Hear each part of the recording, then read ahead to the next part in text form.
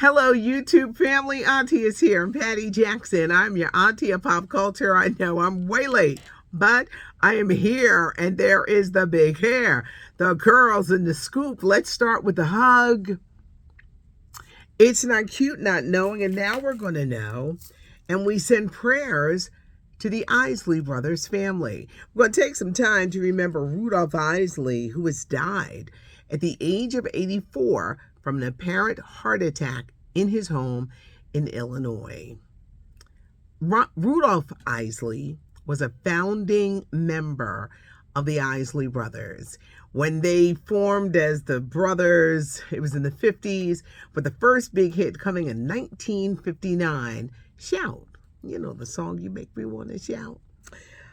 They had some big hits during their career in the 60s. Shout, This Old Heart of Mine, It's Your Thing. In 1971, the Isley brothers expanded. They brought in younger brothers, Marvin and Ernie with his guitar, and they brought in Rudolph's brother-in-law, Chris Jasper. In 1989, Rudolph Isley left the group to become a Christian minister. Then he left, came back. In 1992, the Isley brothers were inducted into the Rock and Roll Hall of Fame by none other than Little Richard. This past March, the unfortunate story went everywhere. Rudolph, 84, was suing his brother, Ronald Isley, 82. He claimed that even though he wasn't in the group for the past 30 years, they still should have given him money from the records, from the tours, because they were using the name the Isley brothers. And as one of the founding members, he felt that some of that money was his. They couldn't agree to this, and make a settlement. They were due to go to trial at the first of the year. There's always been money, craziness, mess, entanglements with them. When the brother O'Kelly died in the 80s, 1986, Ron got into a lot of trouble because he was still cashing those checks that were coming in for O'Kelly. And Ron had to go to jail for about 3 years for tax evasion because he's just getting money from all over the place and keeping it. Rudolph felt, you owe me money. And it's such a shame because you wish that the brothers could have gotten back to being brothers and not having money get in the way. Will Rudolph's family pick it up, continue the lawsuit? Will it just go away with Rudolph dying? But Rudolph Isley was one of the founding members. Now, when you think of the Isley brothers, obviously you think of Ron Isley because he sang lead on all the songs. Ernie, he and Ernie are still touring. He and Ernie are still putting music. Got a new song out the last time, which is a great song. Ernie on guitar. You think of that classic Summer Breeze, that guitar solo. And Ron Isley, you think of Ron. So this is going to be interesting. How will they lay him to rest? Will the brothers come together then? The Isley brothers family is huge. And for this to come between them and Rudolph dying is really a sad thing. Just prayers all around to the Isley brothers. Last night, it was Beyonce and Taylor Swift. The Eras Tour is in movie theaters. They say this picture going to make $100 million. I like seeing them come together, paying homage to each other. And I'll tell you why. I hate when they pit the two against each other. The Swifties, the Beehives. These two women are so dynamic in their own rights, in their own lanes. And they have changed how you go to concerts, this movement into movies, how they generate. They're two superstars with an incredible fan base. And they've literally, this year alone, what they bought financially to the cities they came to. These two women changing the course of how concerts. Now, everybody can't do what Taylor or Beyonce did, but this is amazing. You make a ton of money on the road, then you go to the theaters and make a ton of money, and then at the beginning of the year, the Eras Tour, the Renaissance Tour, they're going to be on streaming. What a way to make additional money, the business mind. And the way that they both did it, they cut out the middleman, went right to, I think, like AMC and cut a deal. A lot of people are not happy with this deal because it's like, okay, we see what y'all doing. We see the future of this. And they get to keep the money. They're great business minds. The ladies came together in admiration, and it was good to see them. Because I was like, to me, they're two different performers. To pit them against each other, it's like, both of them are amazing and doing amazing things in their own way. Beyonce's Renaissance hits theaters on December the 1st. Britney Spears' book is coming out October 24th, and everybody not happy about this book. One of those not happy at all is her former boyfriend, Justin Timberlake. Back when Britney and Justin were the it couple, 1999 to 2002, they looked great. They just seemed like they were this fun couple. But then they broke up, and Justin Timberlake wrote a song called Cry Me a River. It was a huge hit.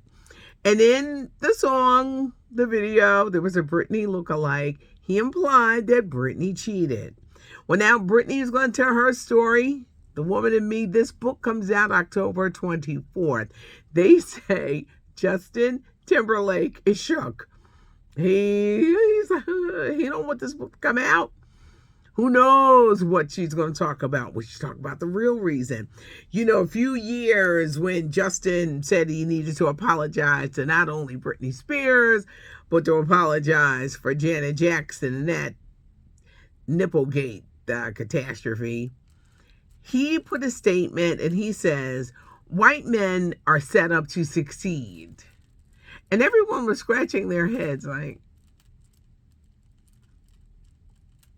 what's the other part of the statement? But he blamed it on that. What will he say? They say he is shook. And we all know, with Britney, things are a little different. Who knows what she's going to say in this book? The actor strike. Now, you think the writer's strike was long?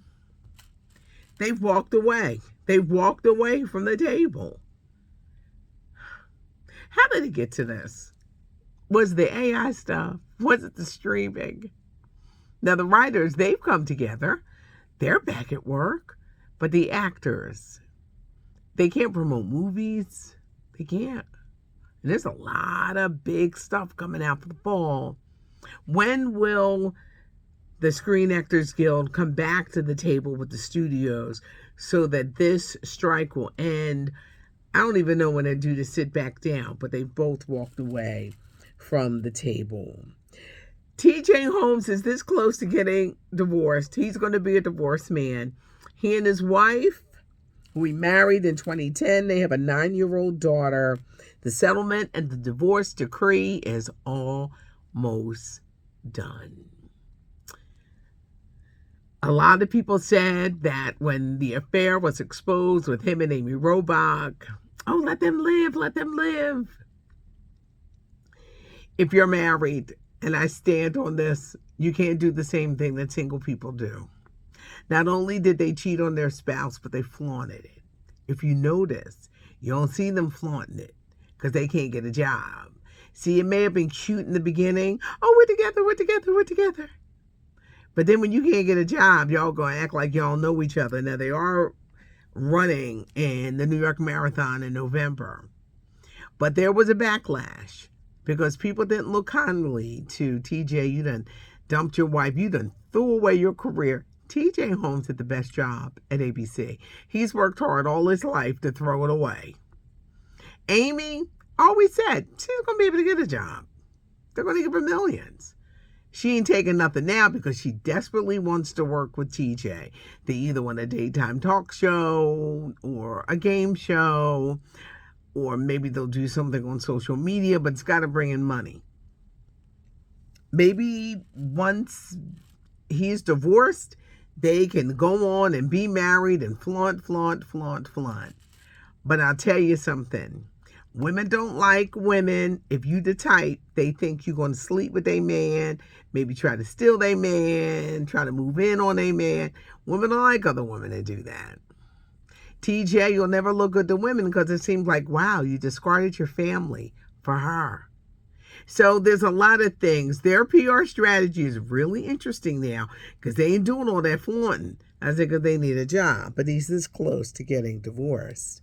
As a big fan of The Golden Bachelor, I got a lot of work to do, so I can't watch it. I'm going to watch it this weekend on Hulu.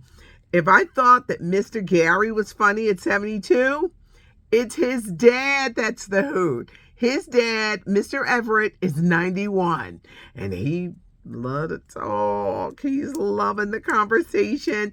He says whoever his son picks, she's going to have to know how to make a good prime rib, and she's going to have to know how to cook. The chick from Delaware County, who was married to a baseball player in Philadelphia, she know how to cook. She was making me hungry talking about what she was cooking. She's from my neck of the woods. She's from Delaware County. Mr. Everett also says that his son is used to fighting over women. He says back when Mr. Gary was in high school, he was flip-flopping between two women, and his mother told him, look, you're going to have to make a choice. You can't be going back and forth with these women. So he wound up picking one. But after his wife died in 2017 and he decided I'm going to get back in the dating world, he went looking for the girl that he dumped in high school. I love Mr. Gary's dad. He just be talking. He also said that he hopes the woman is ready to move because Mr. Gary was not leaving his home in Indiana. As you see, I am so totally invested in the show. It's not even funny. Kevin Hunter, Wendy Williams' ex, he can't get his hands on that money. So he has sold the $1 million home that he brought in Florida, $1.25 million. So he's got some millions. Maybe the baby mama will come back because he's not as broke, because he's got that money. But he can't get his hand on Wendy's money. So he's got to sell whatever he can to bring money in. There weren't a lot of stories. Obviously, the big thing was Rudolph Isley dying, but subscribe to the channel. Give us a thumbs up if you like the video. Leave a comment. No one knew that Rudolph was going to die, but this, and for the brothers to still have this estrangement, it's just very sad, but we will keep you up to date on what's going on. And Carlee Russell, the young woman with the fake kidnapping hoax for the boyfriend who didn't want her, she faces a year in jail. She has to pay $18,000 in restitution because they wasted a lot of money in that investigation. Do you think she will serve any time in jail? What a lesson to learn. When someone does not want you, it's best to move on, because when someone decides they've checked out, they no longer want you, there's no amount of stunts, there's no amount of begging, there's no amount of anything to lose your dignity and lose your pride. This goes for men and women. If they don't want you, move on. It's a no. And it's a blessing. It's a blessing. It's like a no, it's just protection. And it's a blessing, and move on, because there'll be someone else for you. Thanks for joining me today. I'm Patty Jackson. I am your auntie of pop culture.